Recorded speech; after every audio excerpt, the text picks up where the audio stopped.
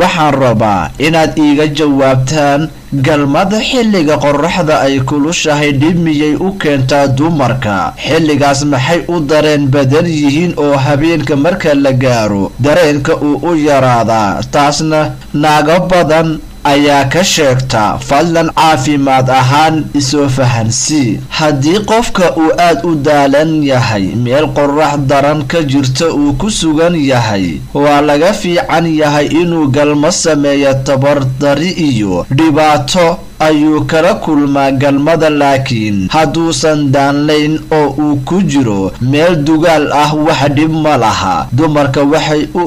kacsadaan xilliga kulul qorraxda ayaa wadata fitamiin D oo lagu tiriyo fitamiinada jirka aadka ugu fiican gabadha marka qorraxda jirkeeda ay ku dhacdo dareenkeeda shahwada waa uu kordhaa taas ayaa sabab u ah kacsiga haweenka duhurada ay dareemaan weliba ninka xataa waa lamid mahadsanid caasho.